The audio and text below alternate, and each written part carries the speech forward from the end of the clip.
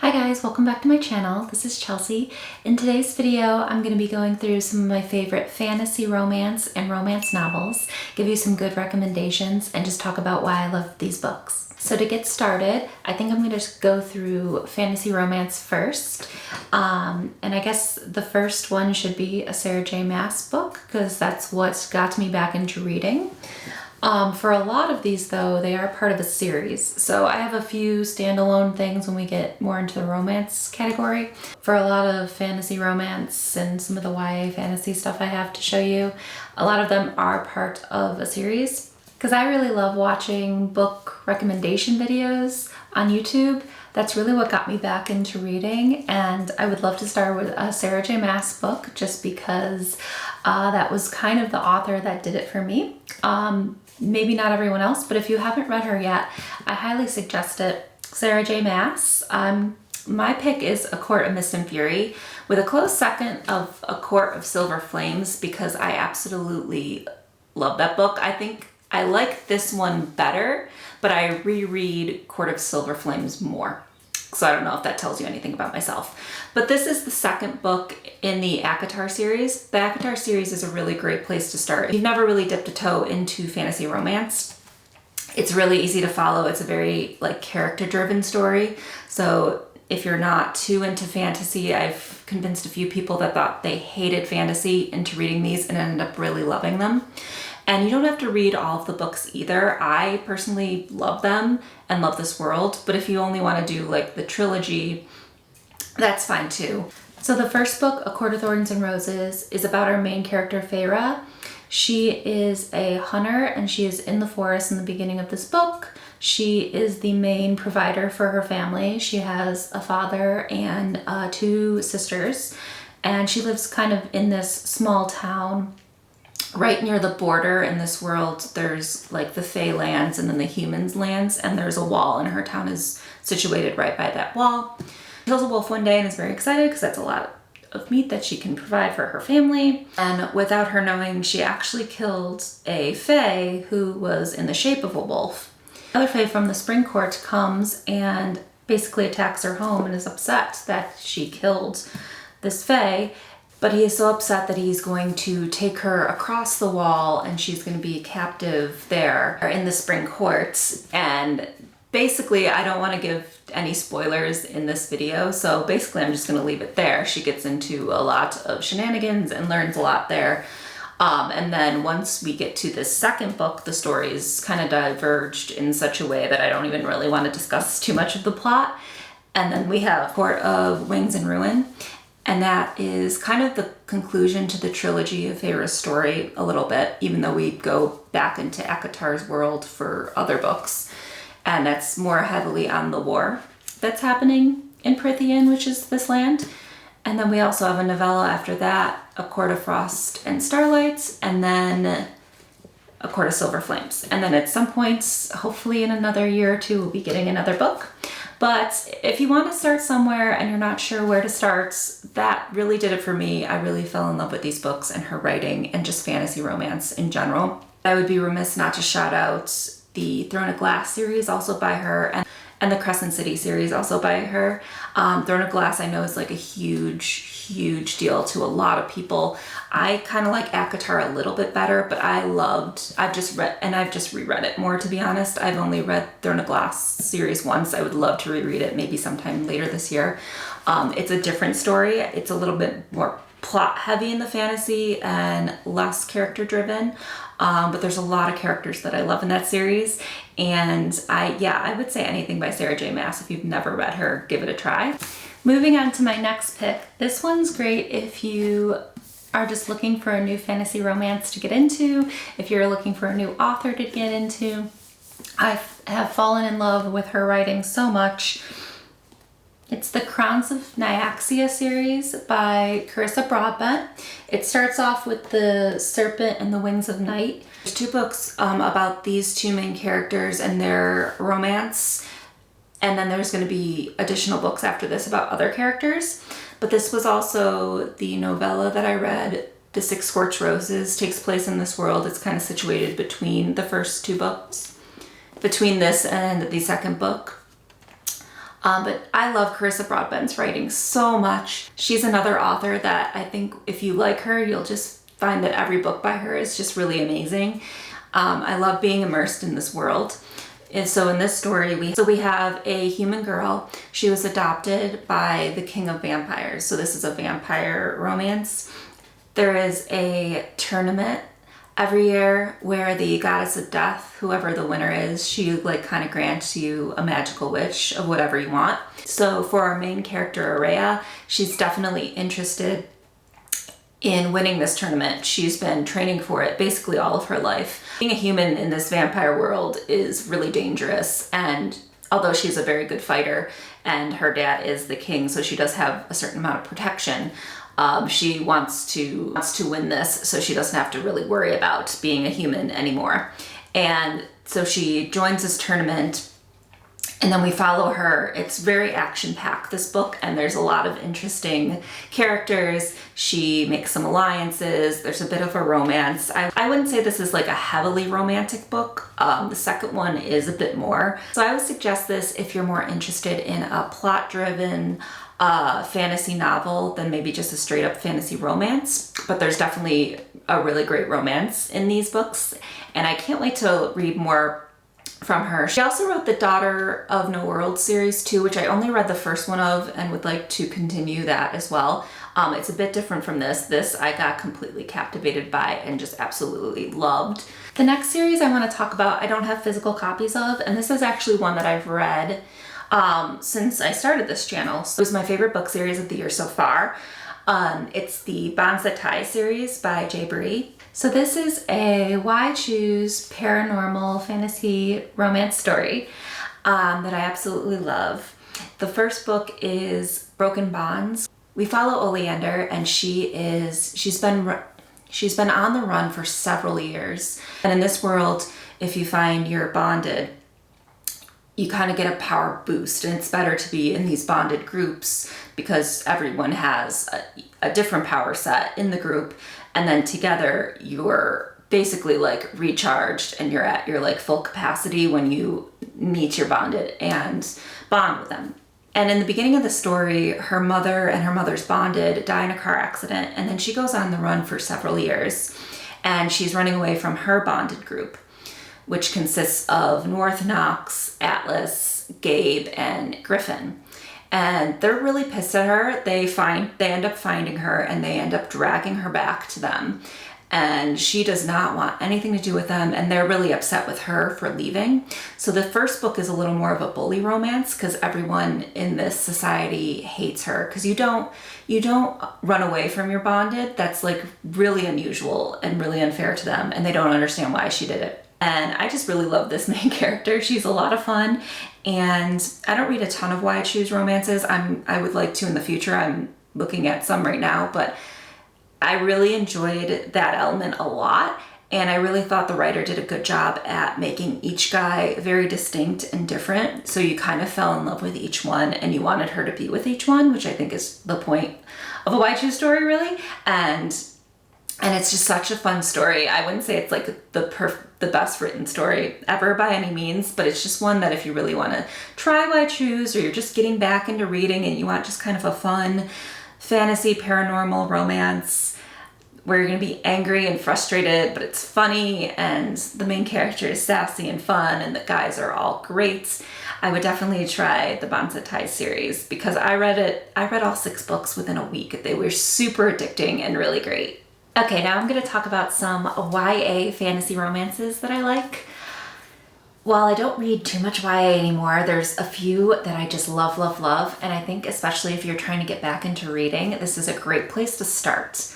Okay, so first up, I have Caraval and Once Upon a Broken Heart series, both by Stephanie Garber. Now again, I'm not saying you need to read all of these books, but Stephanie Garber's writing is super fun and whimsical and magical.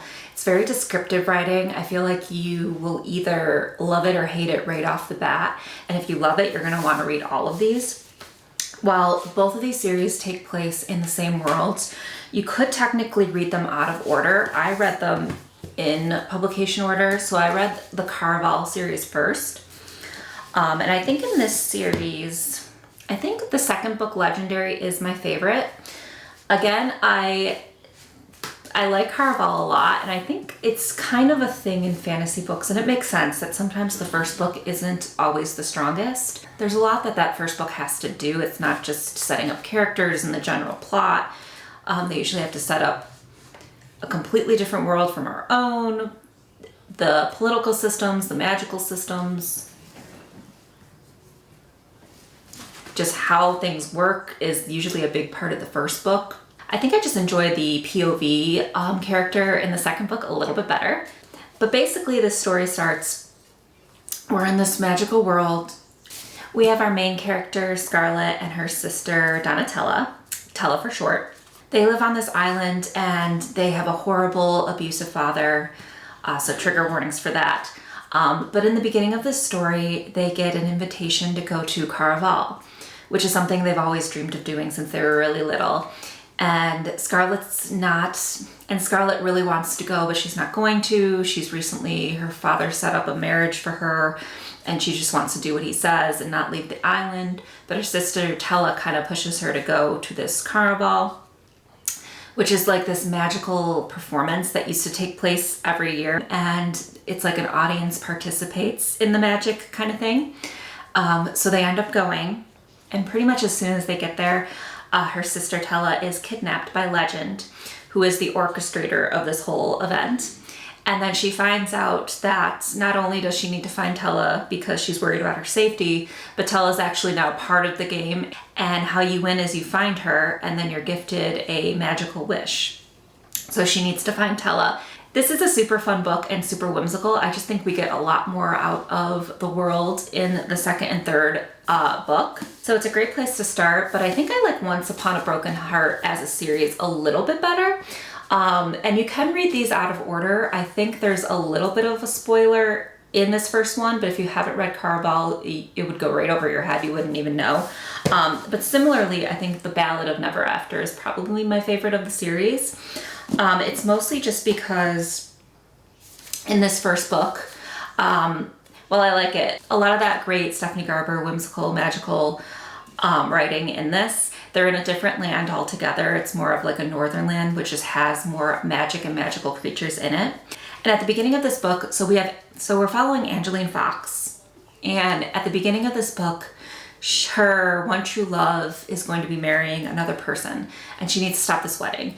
And Evangeline is just like the classic, believes in happily ever after fairy tales, just believes in true love. So she tries to stop it by making a deal with the Prince of Hearts. And then from there, just a lot of craziness ensues. She has to meet a lot of people and go through all these trials and tribulations. And there's some fun, like kind of slow burn romance that happens throughout. I think it took me a little while to warm up to Evangeline. And in this first book, she didn't quite do it for me. I think she just had to go through a lot of things just to become a little stronger. She's kind of knocked around a lot in this book, and we go to a lot of crazy places in this book, and it does a lot.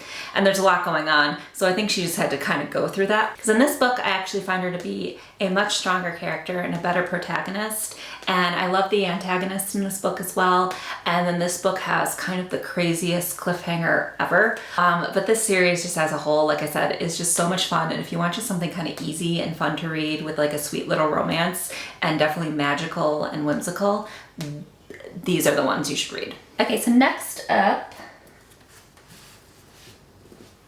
I want to talk about the Cruel Prince trilogy by Holly Black. So this one is kind of hard to explain because I would recommend these books to anybody who wants to get into fantasy. It's a YA. It's more plot driven and politically driven, but has like a little bit of a romance in there as well. And I absolutely love this world. I'd probably say out of maybe Prythian and this are my favorite like worlds to be in. The reason why this is not hard to recommend, but I think I struggled with the first book. So I read The Cruel Prince actually a while ago, like a couple of years ago, before I really got into reading, and that might be why I struggled with it a little bit, just because I hadn't read a lot of like fantasy or anything in a while. So And this first book is a little bit of like a bully romance trope, which isn't a trope I'm a huge fan of. Our main character, Jude, is amazing. She is such a badass. I loved her throughout this entire trilogy. She lives in the Fae realm with her sisters. She has a twin sister and another sister. They were taken to this Fae realm when they were children. Their parents were actually murdered by the person who took them there and was raising them there. And she really wants to feel like she belongs there. She's training to be a warrior there. But the fairies really hate humans, especially the prince. Prince Cardan in this hates humans. So he treats her and her sister horribly. And she's always trying to fight him, and they're arguing, and he's really just horrible to her in this book. And while I was fine with the way this book was, I just was a little frustrated. And again, I don't really like the bully trope. I never really thought I was going to read the rest of these books. But then maybe about a year after I finished this, I think on YouTube just saw someone speaking really highly of the second book, which is The Wicked King. And again, I probably sound like a broken record, but the second book is my favorite in this trilogy. And they were raving about this book. So I went, oh, why don't I give this another chance? I really liked Jude. I really liked this world. I just didn't really get what the book was, and the romance in the first one wasn't there for me. And that's really just because it's more of a slow burn romance and it takes a little while to get to. It's also very YA, so like nothing's on the page by any means, because this is YA. And actually the romance is kind of like a subplot in the series. I wouldn't say this is a heavily romantic series, but this book, she goes through so much in this book and it's so great. And then the third one, The Queen of Nothing, is like the finale. But yeah, the Folk of the Air series is really great and I would recommend them. And even if you don't end up liking this first one, I didn't either. The second one just made it all worth it for me. And I just really, really love Jude. She's probably one of my favorites female main characters out of any book series. Okay, and then the last YA book I have to go over is Six of Crows by Leigh Bardugo. This is such a great book. This is one of those books that I sat down and read, I don't think in one sitting, but maybe two. And I just devoured it. I loved this story so much. It is a duology. So we have Six of Crows and the Crooked Kingdom. I loved this duology. It's basically like a magical heist story. Kaz is kind of the leader of this pack, and he brings all these people together, and they all have their own, something that they bring to the table. But I just love this story. It's very action-packed. It moves. Like I said, I just sat and read it. And I love that every chapter is a different person's POV. So we get like all the POVs from everyone in this group. So there's kind of something always going on with somebody, and it just makes for such a great reading experience. And I don't want to give too much away, but this is such a great story. The second one made me cry like crazy. It was really intense. I really loved this. Kaz is great. Anaj is another like amazing badass that I love. I loved the story. I love Leigh Bardugo. She also wrote Ninth House, which was a crazy good book. So I would definitely recommend trying this out because it is a wild ride. Okay, now we're gonna switch genres a little bit and go into more of contemporary romance. So if you're not really into fantasy and you kind of want just a straight up adult contemporary romance, I would probably start with Beach Read by Emily Henry. I absolutely love Emily Henry's writing. Beach Read I kind of read before I got back into being obsessed with books, so it was a little random that I even picked it up. It's kind of a grumpy sunshine trope with two writers, which I love.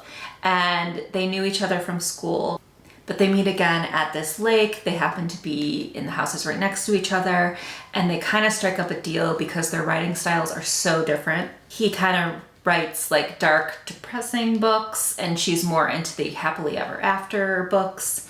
So they kind of switch up genres and are trying to write to the other person's genre, and the other person's just sort of trying to help them out, see what they do for research, kind of take them on little retreats to show them like their writing style, to show them more about their writing style. And our main character, January, is going through a bit of like personal emotional stuff at the beginning of this book. And then I love Gus. He's such a grump. And I just really love their love story. The People We Meet on Vacation is another 5-star book for me. And that's more of a friends to lovers trope. But Beach Read is by far my favorite from her. And then we needed some spicy books on this list too.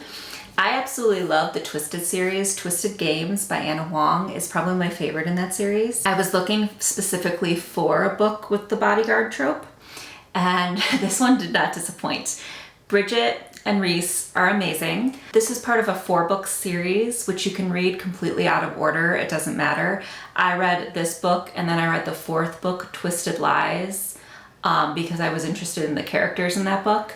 So there's 4 girls in this group of friends, and each book is about them and their love interests. But I love her writing in all of them. We get dual POVs, which is really great.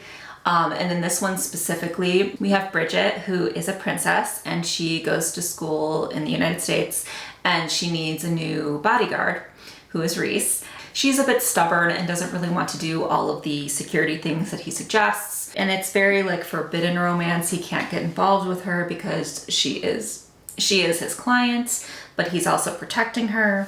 But like I said, it's part of a companion series, so you don't have to read them in order. It really doesn't spoil anything. I actually read, this is the 2nd one, and then I read the 4th book, Twisted Lies, after this, just because I was really intrigued by those characters and wanted to see their story. And then I read the 3rd one, Twisted Hate, a little while after that. I actually never read the 1st one for whatever reason. I just heard it wasn't the strongest. The last book, Twisted Lies, does have sort of a conclusion of all of the characters at the end of it, so I guess that would be really the only spoilers you would have, because you do get a little bit of like each friend in all of the books, so you kind of like touch base with different people, and then the last one kind of concludes everyone's story. But if you want a fun contemporary romance with sort of a dramatic, like soap opera-y plot with a bunch of spice, definitely start with Twisted Games. Now, I would say if you want something more rom-com style, Ali Hazelwood is your girl. I like all of her STEM romance novels, and then I read her fantasy debut earlier this year, Bride, and absolutely loved that book.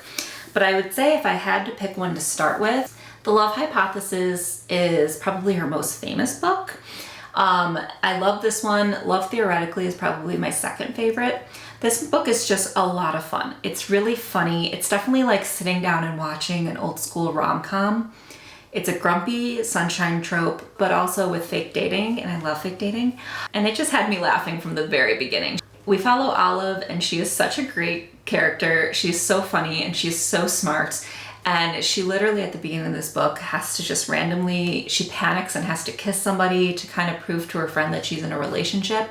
And she ends up kissing Adam, who is a professor at her school and also is kind of known as like not that nice of a professor. And then they end up in like a fake dating type scenario. And I don't want to give too many spoilers away for this, but I love Ali Hazelwood's writing. Like I said, it's very funny. You'll be laughing out loud while you read this. Don't take these books too seriously because it's just like watching a romantic comedy. There's gonna be some ridiculous plot devices and some fun stuff just getting these 2 kids together. Ali Hazelwood just like gets it. I think even in this book, she sets up like a 1-bed trope, and the main character is just like, oh, it's gonna be 1 bed because they go somewhere and they end up having to like share a room, and they try to get 2 beds, and she's gonna be like, oh, it's gonna be 1 bed because in all the movies, it's always, no matter what, you end up in 1 bed, and then they don't. It's just so funny. And then, yeah, that's why Ali Hazelwood has just become an automatic buy author for me. Like I said, Love Theoretically is another amazing book, and she has a new one coming out this summer. But this is such an easy, fun read. Okay, and then last up, we have to talk about Abby Jimenez, and my favorite book from her is Yours Truly. All right, last up, we have to talk about Abby Jimenez, and my favorite book from her is Yours Truly. I would say Abby Jimenez writes more like down-to-earth contemporary romances. I wouldn't put this in like the rom-com category. We follow Brianna, and she is a doctor. She's in the middle of a divorce, and she is helping her brother who is terminally ill, and she's trying to find a kidney donor for her brother, and she's kind of going through it in the beginning of this book. And then when she meets Jacob, a new doctor at her hospital, they definitely get off on the wrong foot. But then they slowly start to correspond via letters. And we get something very unique in this book. We get probably the best representation I've ever read of anxiety, because Jacob is such an interesting character, and when we first meet him, you think he's kind of a jerk. But then you kind of realize it's just because of his anxiety and anxiousness that he has to do certain things a certain way. And once they're corresponding through these letters, he feels like he can be a little more of himself. And then this is just like their romance. And this was probably one of my favorite books I read last year overall. And you really feel for both of these characters, and I just really loved this romance. Okay, that is all the books that I have to recommend for you today. I might do more videos like this in the future. There's definitely different genres or other books that I didn't mention that I would totally recommend, especially if you're just trying to get back into reading or trying to get into fantasy or romance books for the first time. I think a lot of these books are a good place to start. Thank you so much for watching this video. If you've made it to this point in the video, please put a heart emoji in the comment section. And if you haven't yet, please like and subscribe to my channel. It really helps me out a lot. And I will see you guys in the next video.